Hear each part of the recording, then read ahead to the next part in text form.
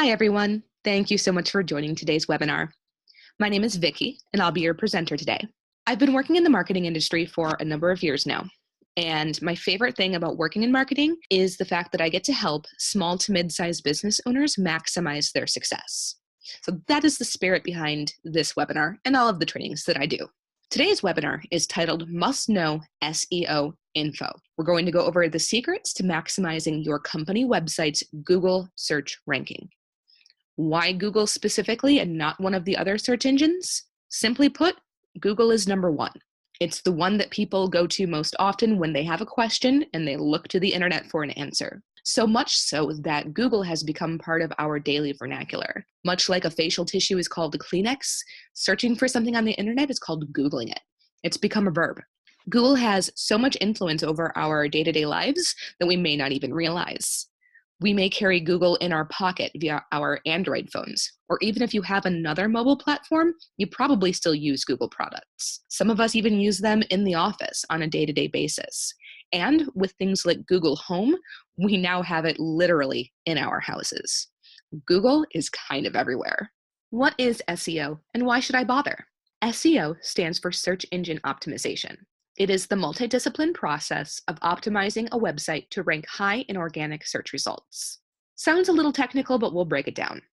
Multidiscipline simply means there are a number of factors that go into it. It's not a one-shot deal. Organic search results means not paid.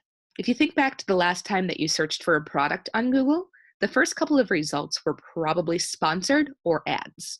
They'll say sponsored or ad right next to them. Somebody paid for those to be at the top of that page. Organic search results are the results that nobody pays for. Those are the ones that we can influence by practicing good SEO. Now, what constitutes good SEO is often changing and always updating.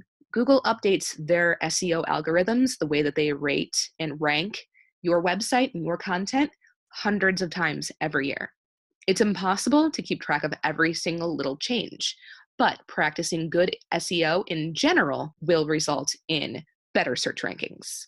The whole concept is relatively easy to understand, it's just a little more challenging to execute effectively. That's why we're going to show you some of what goes in the background of SEO and how to use those tools to influence your search results. All right, first up is on-page optimization. What that means is optimizing your entire website as a whole with the intent of helping it perform well in search rankings. Your page speed and your load times matter. Google will penalize a website in its rankings for having slower load times. The faster it loads, the better off you are. Keep that in mind when you're purchasing your web hosting because you want to make sure that, number one, your web hosting company has plenty of uptime. Of course, if your website is down, Google's not going to consider your website very reliable. You also want to make sure that you have plenty of bandwidth purchased. You may have a very reliable web provider, but if you've run out of bandwidth, people aren't going to be able to load your page, and Google will penalize your search rankings. Also, be aware that more people browse via mobile device these days than on desktop computers. Take this into account in every element of your site's design, from your homepage to your landing pages to your media pages. Everything must be optimized for mobile. If your website looks great on desktop but is completely inaccessible on mobile, Google will penalize your search rankings. So make sure that that element is taken into consideration when you're designing your website. Also, make sure that you are using HTTPS even if you're not selling anything. You may think that just because you're not engaged in web commerce or there's no login information that your customers are providing, that a secure site might not matter. However, just having a secure website immediately gives you a boost in Google search rankings. You also want to include social sharing links. Pick the social networks that are most relevant to your audience. For instance, if you are a managed services provider, you probably aren't doing a lot of posting to Instagram. Unless you're going around the office taking pictures of office supplies with fun Instagram filters, you're probably not going to find that that one's going to help you gain customers or gain their trust. So you want to go with what works for your business. For most businesses, Facebook, Twitter, and LinkedIn. The more professional you are, the more you want to lean towards LinkedIn. But those three are the big ones. Have those social sharing links on your page. They're usually little icons that have the social networks logo. That way people can click on that and instantly be able to share your content. The more people can share your content, the more Google finds you relevant, the higher it will rank your company in its search results. You can also use tools like WooRank and Yoast to test your overall website performance. A lot of websites these days operate on WordPress, and Yoast is a great plugin for WordPress to be able to monitor your on-page optimization. WooRank is another one that works across multiple platforms. There are others as well. Some are free, some are paid, but the gist of it is it will scrub your page much like Google would and see what your results are based on your current levels of optimization. If you have places that you need to improve, it'll let you know, and that way you can come up the ranks of the search rankings. Next up is keywords and how to use them. This is one of the biggest pieces of the SEO puzzle overall. Knowing your keywords and knowing where, when, and how to use them is how you will influence your SEO ranking the most. To start, you want to make a list of topics that are relevant to your business and your intended audience. Again, if you're a managed services provider, you may think that terms such as computers, software, cloud, network, server are relevant keywords. And those are good head terms. They're very generic, they're very broad, but it does describe the industry in which you are providing services. However, the trick is to start to get specific. When you get specific, you end up with what are called long tail keywords. Think of it as the problem that you want your potential customers to bring to you that you can then resolve. So instead of simply saying cloud, you may want to think of the potential customer and what they may want out of cloud services. So if you want to have, say, legal firms as a potential client, think about how they would be looking for cloud services. They may search for legal documents stored in the cloud. Do your own search for those keywords. See what else comes up. Google will suggest alternate searches above and below the search box, depending on which keywords you use. Sometimes the presentation is a little bit different, but they'll always be there. Also, observe the user intent. What that means is see what problems people are having and which ones you can attempt to solve. The more problems you can solve for your ideal clients, the better that you are going to be at being the authoritative answer for a wide variety of your intended clients' issues. You can also scope out the competition's keywords. There are tools that will do this for you. They're usually paid tools, so you do have to put some money down to be able to use them. However, you can kind of do it on your own by going to your competition's website, looking at what they're putting out. Look at their media, look at their main page, see what types of headlines they're using and what sorts of phrasing they're using. You can use those to do a little investigation of your own by putting those things into Google, doing the search and seeing where your competition ranks. If you think you can outdo them, go ahead and use those keywords as well. You want to make sure that you are using your keywords within the first 100 words of your page. When I say your page, I mean whatever page you're using, whether that's your main page, whether it's a blog post, whether it's a video. And yes, even if it's a video, you still want to have copy on that page and include your keywords. The first 100 words are what are ranked more heavily when Google does its scrub of information from your web page. So that's where you want to get those specific long tail keywords. You'll also want to use them throughout the rest of your page, but don't keyword stuff. When I said before that it's a bit of an art as much as it is a science and finding that balance, this is what I'm talking about. If you overdo the keywords, Google knows, and they will know that you are trying to game the results, and they'll actually penalize your search ranking. So find the sweet spot, don't overdo it, and find different ways to phrase things as well. Up next is headers. H1 and H2 headers are elements on your page that are defined by some code that goes into the web page. If you don't know what those are or how to use them, that's okay. Talk with your web developer or whoever works on your website. They'll point you in the right direction. However, loosely speaking, H1 and H2 headers are the article and page titles or section headers on your web page. You want to make sure that you are using these correctly. H1 headers are for articles or page titles, and they are tremendously important for SEO. This tells Google what your page is about. This is where you want to use those well-constructed long-tail keywords. Think of the question that your potential customer is asking, even if it's not phrased in the form of the question. This is the problem that you're going to solve. This is what people are going to search for. H2 headers are for your sections. You want to use long-tail keywords here as well, but be creative with your phrasing. You don't want to repeat yourself over and over again verbatim. Then you get into the area of keyword stuffing, as I had mentioned before. Google starts to penalize you for that type of thing. So make sure that you're being a little bit creative when you're using keywords throughout the rest of your page. Next, you also want to make sure that your images are labeled correctly. You can include keywords in your image file names and your image alt text. If you have shorter keywords, those are going to be the ones that go in the file names. Those can be your head terms, things that are a little bit more broad. The more specific long form ones you can put into the alt text. That information is also read by Google and can also influence your page ranking. If you want to see whether or not you're on point with your on-page optimization, you can test it out for free at SEO-browser.com. Now that we have the web page itself optimized, we want to make sure that the content gets the same great treatment. First of all, remember that you're writing for your audience. Going back one more time, think of the questions that your target audience is asking. Let those keywords be your guide. If you phrase them as a question, it might be easier for you to determine what your authoritative answer is. You don't always have to do it as a question, but think of what people are going to be searching for. Think of the problems that they are looking for you to resolve. When you're giving that authoritative answer, go the distance whenever you can. Your word count does matter. You want to aim for at least 1,000 words as often as possible. It's okay if you don't get there every single time. Especially on things like infographics or videos, you may not have 1,000 words to say about those types of media.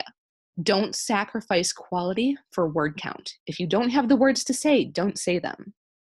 That said, many industries will need more quality content to compete online. What this means is that if there's a lot of competition for a certain service, you're going to need to step up your game when it comes to content creation. You're going to need to think of those questions proactively. You're going to need to come up with answers that are creative and are better than what the people around you are putting out. It can be difficult, for sure, but you can always take it back to the earlier steps to reevaluate what questions your potential customers have and how you can be the best, most authoritative expert in answering them. Mix it up. Share more than just written articles. A lot of people get into the habit of just writing blog posts and spitting out a lot of blog posts, which can be great. Those blog posts stay around for a long time. And if you have a really deep archive, that does show that you are consistently putting out content, which can increase Google's confidence in your authority. However, there's way more out there than just blog posts. So don't neglect your other options. For instance, you can repurpose your best old content, a blog post that performed well, an ebook that was downloaded a lot, into a new format. You can take that ebook and write an article about it.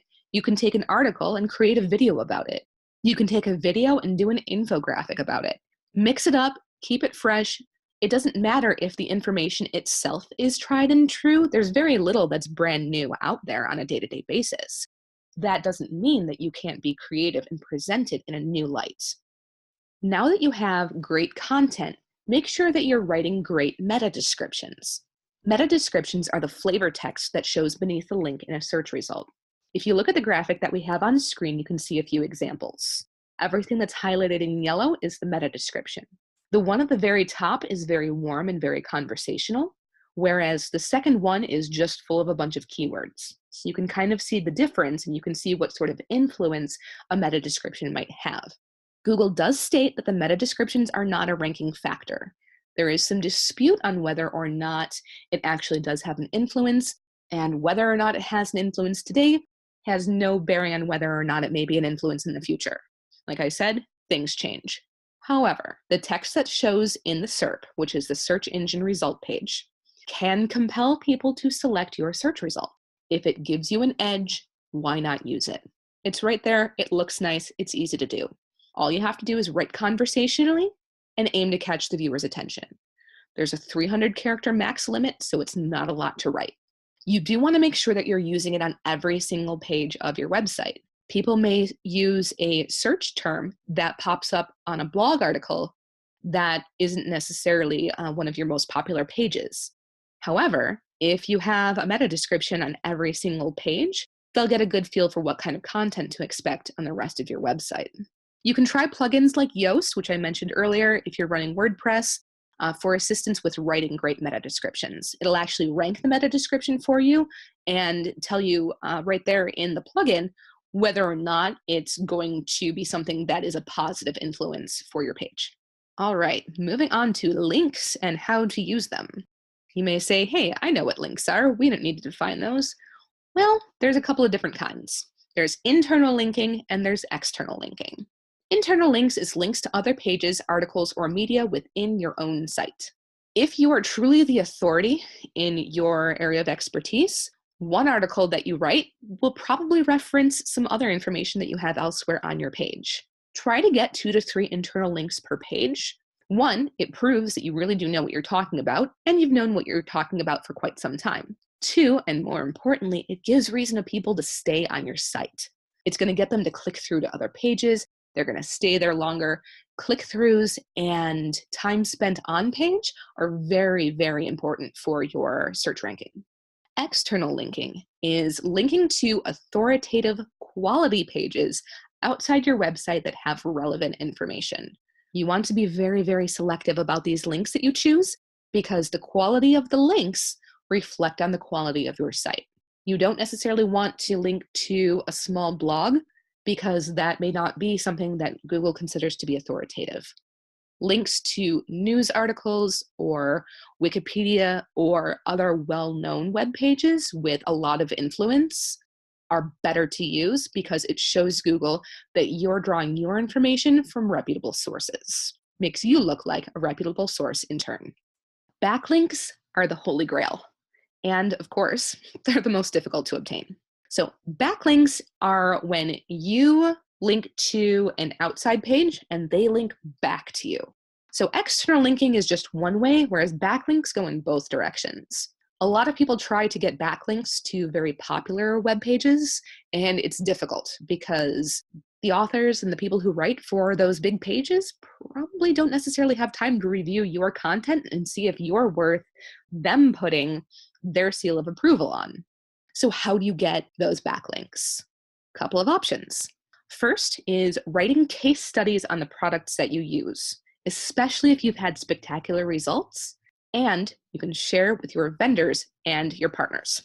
If you use a certain piece of software and you found a great way to use it that maybe others haven't thought of, or if you've had exceptional results doing something, write up that case study and then contact the people putting out the product on which you wrote the case study. That's great business for them because now someone is giving a fantastic review. They might be more likely then to allow you to have a link to your site on their site if they publish the case study for you. It's a little bit I scratch your back, you scratch mine. In the same vein, write reviews for the companies and products with which you work.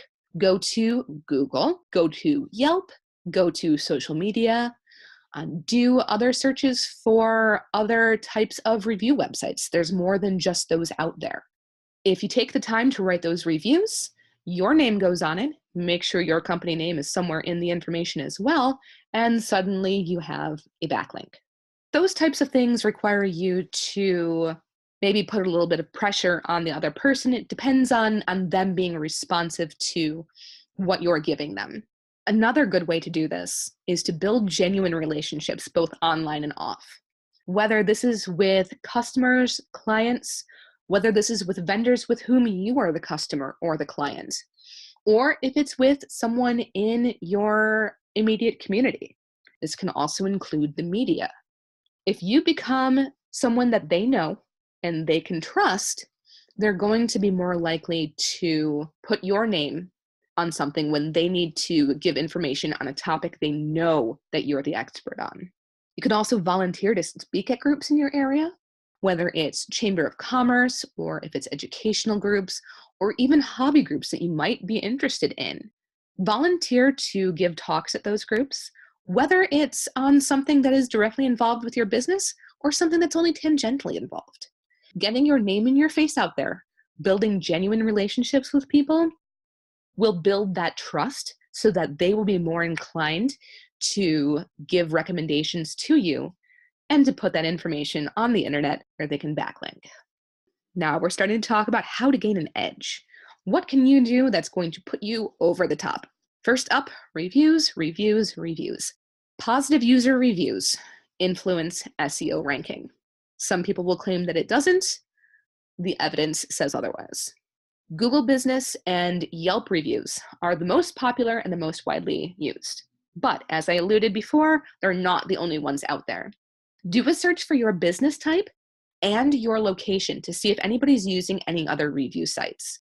There are some that are geared more towards homeowners. There are things like Angie's List. You never quite know what other websites in the area that people might be using. There's also a newer website that people have started to use. It is called Nextdoor. It started as just a social network for neighbors in different neighborhoods to have a closed social network that you could only be invited into. But it's opened up to communities, and it also does have reviews of local services. So make sure that you are checking to see what people in your area are using. It's okay to ask happy customers to leave a positive review, and in fact, we encourage you to do it. Whether you give them some sort of incentive or just say, hey, if you liked what we did, if you liked our service, if you liked our product, can you give us a review?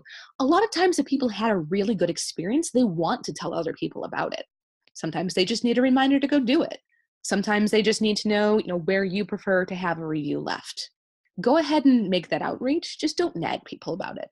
Again, it's all about balance. It's okay to ask. Next, location, location, location, and other ways to be relevant. Don't forget to include your location in your keywords, especially if you are providing services mostly to local clients. Make sure that you're including your city, your surrounding area. If you live somewhere that has, a greater such and such region, include that in your keywords from time to time. This will signify to Google where you are located. And even if someone doesn't necessarily search for the name of the city, if Google knows that that person is in the city and they're searching for a specific service, they're going to put local results towards the top. So don't be afraid to tell Google exactly where you're located. You can also consider other ways to signify that your information is relevant and current. You can include the year in your title when relevant. So let's say that you're talking about the top 10 best products of 2018. Put that right in those keyword titles. People will know, hey, this is something that was published recently, and then keep doing that. The more people realize that you are posting content that is relevant now, the more Google will see you as a current authority as opposed to someone who knew what was going on 5 years ago. You also want to be the expert in one area. Talked a lot about these long tail keywords, how to find them. When you're doing your research on those keywords, when you're going to Google and you're doing the search yourself, seeing how many results come up, if you find one that gets a lot of search action, meaning a lot of people are searching for it, but there's not a lot of competition, go deep on that keyword. Be the authority on it. Come up with one article or landing page or media page, whatever, and write in depth on it, and then use your internal links to your advantage. Since that keyword is going to get a lot of search and there's not a lot of competition, you'll rise to the top very quickly. Then when that article has links to other pages in your website, those pages will start to rise in rank as well. So find an area to be an expert in. It's not easy to do, and you may have to get creative, and you may be surprised what area you might be the expert in. Got a tool that we'll talk about in a minute that will give you a little bit of insight on that. Optimize for mobile. No, really. I'm repeating it because it is worth repeating. The percentage of non-desktop searching is only going to go up. Everybody has smartphones these days, just about everybody. And a lot of us keep our smartphones close at hand way more than we probably should. I am guilty of that. I am not judging anyone. That said, even though I have a great desktop computer, I have a great laptop computer, I find myself doing a lot on my phone, even when I'm at home. And then when I'm not at home, of course, I have my mobile device. That's often when I'm looking for local services. So any web page that I try to visit that has mobile website that I can't navigate on, forget it. They're not getting my business. So want to make sure that you are reaching people where they are, and that's on their phones. All right, going to talk about voice search. Everything that we've talked about up to this point are tricks that are tried and true to benefit you today. This is going to be the number one tip that's going to benefit you in the future. More and more, we are inviting these AI assistants into our homes, whether it's Google's product or if it's Amazon's Alexa. We have these devices now in our homes, even activated on our phones, where we can talk to them, ask them questions, and they're going to give us results. The results that they get if we're asking them for local services is going to be Google search results. So the number one thing that's going to set you apart in the future is the ability to have your web properties appear in voice searches. What you need to do is think of the questions that people are going to ask via voice search and then answer them. So for instance, if I am looking for dry cleaners in my area and I ask that of my Amazon Alexa, it's going to give me the first results, the most relevant result. If you can manage to be the most relevant result, people aren't going to go on to the next answer. They go, okay, that's the top result. That's where Alexa is sending me. I'm good to go. So the biggest factor in this is going back to location, location, location. Make sure that when you are talking about services and elements of your business that are relevant to local people, businesses, whatever, that you are including your location in your keywords. All right, I had mentioned a minute ago about a great tool to use that's going to give you some insight into those highly specialized keywords. The answer to that is Google Search Console. Yep, we're going to use a Google product to learn more about a Google product. Google Search Console provides great insight into how your site is performing in Google search. It is a free tool. You do have to go through some steps to enable access to it, but overall it's fairly user-friendly. There are a lot of features within Google Search Console, but the biggest one that is going to help you in this context is the ability to see which keyword searches on Google led to your site being listed in the SERP. Again, the SERP is the search engine result page. And you also can see the click-through rate of those listings. This is going to tell you what people are searching for, when your result is coming up in that search, and how often they're clicking on your link as opposed to someone else's. This information is worth its weight in gold. This is where you are going to want to keep an eye on those search terms, see how people are getting to you, see where you would think that people would be finding your website and they're not. Find those gaps, find those places of influence, and use them to your advantage. There are a couple other tools as well. There is SpyFu, which is a program that lets you spy on your competitors, see what keywords they're using, and how well their site performs. I alluded to this earlier as well. I did say that you can kind of do this manually by just observing their websites and seeing what keywords they're using in their headers and whatnot. But this tool will do it for you. It does cost a little bit of money. You are going to have to pay them for their service. But if you are really looking for that competitive edge, it's available for you. There's also SEMrush, SEMrush, also provides some valuable insight into the world search. It will give you your competitors' best keywords. It will help you find competitors you didn't even know you had. It will start to show you even what kind of money that your competitors are spending on their advertising or on their search engine advertising, if your competitors are doing that. You can see lots of information, not just from your competitors, but also from top publishers and advertisers. You can also evaluate some of the links that you use. Basically, this is a product that if you are watching this webinar and you're like, I am all in on SEO, this is a tool that you are going to want to purchase for yourself and your business. It is a great resource and it's one of the best out there. Definitely recommended.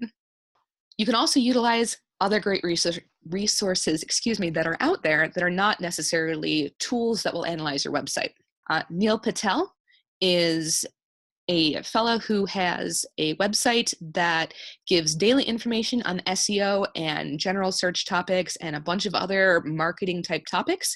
You can see we've got his lovely picture there in the corner. He's very pleasant to listen to. He presents things in a very digestible way. He's great for those who really want to get more in depth on a specific topic. There's also moz.com. It has lots of information on businesses wanting to get more from their SEO. Wealth of articles that you can read through and find out more in-depth information on any specific topics that have interested you. And there's also Search Engine Journal, which is another great site with free SEO resources, lots of articles to read and ways to get some more information. Moving on to advanced SEO. So this is going to be some of the what's new, what's really behind the scenes. This is going to be the good stuff that some of you may have been waiting this whole time for. So first off, schema.org. Schema.org is the website that documents the work that a number of different entities have done in defining a language, the schema, for the code that goes into websites. Now, if code that goes into websites sounds way too complicated for you, it's not that bad. A lot of it are maybe pieces of information that you've already seen before. What they're doing is going through and defining the best use terms. If you're familiar at all with HTML, there was, back in the old days, a number of different ways that you could go about doing any specific task, whether that's displaying an image or loading a web page. There were different ways of doing it. The problem with there being different ways of doing it is that there were also different browsers that had different ways of displaying things. So a website that looked great in Internet Explorer might have been completely non-functional in Netscape. So as the internet has grown up, a lot of these larger entities have banded together to write a definitive list of codes that websites can use that are best practices. Some of those older code items still work, but they're outdated, and if you are, for lack of a better term, caught using them, Google will see that and say, that's not the most up-to-date practice. That's going to hurt your ranking. Google's algorithms are only starting to scratch the surface of what is possible as far as what information they're looking for and how it influences their rankings. That said, some of the neat things that you see on different types of websites are elements that have been defined by schema.org. For instance, if you look at the graphic example that we have, you can see there are star ratings for that particular or those particular restaurants. That's an element that was taken from schema.org that has been identified as something that is preferable in the eyes of Google search. So if you have those bits of code to show those reviews, Google sees that and gives your ranking a boost. There are also other ways of implementing it. You can see in the graphic that Last.fm has some bonus information on some of those tracks that's listed on that album. There are a number of different ways to do it. There's reviews, there's ratings, there's additional product descriptions. You can do things like schedules for your business. All of these additional elements that are well coded, that fall within the schema.org recommended parameters, are seen by Google as indicators that your website is modern and follows the rules that the web community at large has agreed upon, and it views all of that favorably. This is something that, since it is so in-depth and it is going to involve some coding on your website, you're going to want to talk to your website developer, or if you've outsourced SEO, you're going to want to talk to that company to ensure that schema.org elements are part of your website.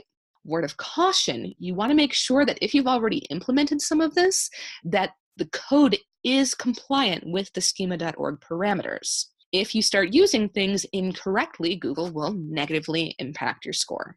Another cool option is rich snippets.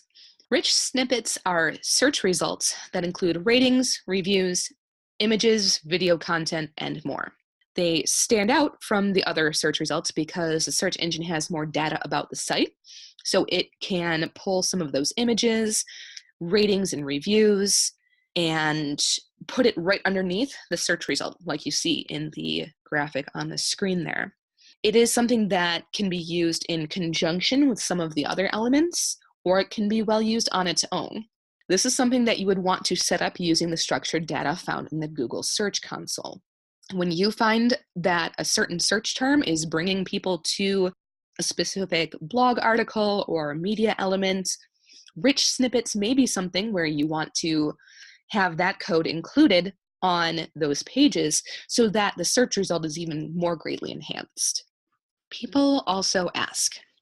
People also ask is more of a feature that you should pay attention to than a tool that you can enable. It is something that only pops up with the most popular search terms. If Google gets the same question over and over and over again, it's going to put that information right up front for people to review. They can get their answer quickly. They don't necessarily have to click through to another page. Because the searchers get immediate answers, they may never actually click through to your website, so it's not necessarily something that's going to get immediate return on value. What this does, though, is it reinforces the need to ensure that your website and your content solves people's problems, answers their questions, and offers expert advice. The more expert advice that your website offers, the more that Google is going to identify that that expert advice is there from you. And if you are doing your SEO correctly, you just may pop up in the people also ask answers for frequently asked questions.